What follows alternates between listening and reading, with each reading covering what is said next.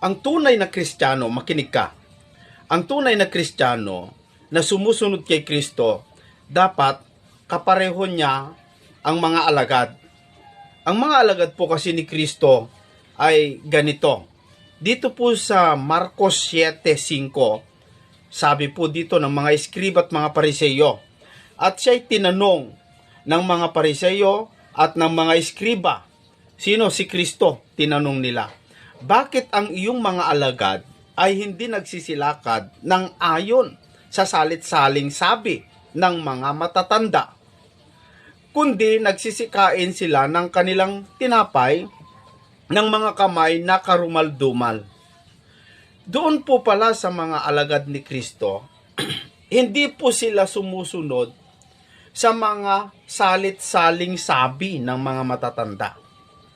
Ang isa po pala sa palatandaan na ikaw ay talagang tagasunod ni Kristo, dapat hindi ka naniniwala o hindi ka lumalakad sa mga salit-saling sabi ng mga matatanda o yung mga kaugalihan. Gaya halimbawa yung mga kaugalihan natin dito sa Pilipinas, marami tayong kaugalihan eh.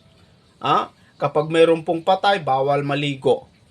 Kapag mayroon pong patay, naglalagay ng puting balabal dito sa kanilang ulo o itim ganon. Kapag may namatay, bawal po magwalis. Yun ay mga pamahiin o mga kaugalihan. Kung ikaw ay Kristiyano, ayon dito, tinanong ng mga pariseyo at ang mga eskriba si Kristo, ang tanong nila, bakit ang iyong mga alagad ay hindi nagsisilakad ng ayon sa salit-saling sabi ng mga matatanda? Kung ikaw po pala ay tagasunod ni Kristo, hindi ka dapat maniwala o lumakad o sumunod.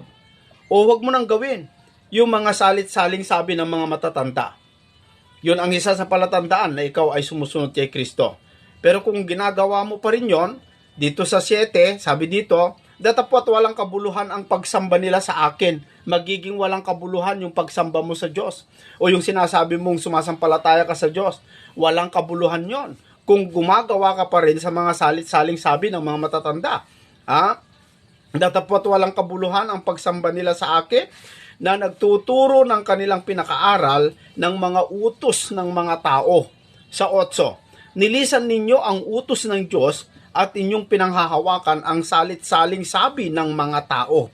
Masama po pala yun. 9, at sinabi niya sa kanila, totoong tinatakwil ninyo ang utos ng Diyos upang maganap ninyo ang inyong mga salit-saling sabi. Kapag sumusunod ka po pala ng mga salit-saling sabi ng mga matatanda, itinatakwil mo yung mga kautusan ng Diyos sa iyo. Binabaliwala mo, itinatakwil mo. Ibig sabihin, hindi mo sinusunod. Winawalang halaga mo yung kautusan ni Kristo. Masama po yun, mga kaibigan. Kaya kung ikaw ay Kristiyano, dapat hindi ka na sumusunod o hindi ka na gumagawa doon sa mga salit-saling sabi ng mga matatanda.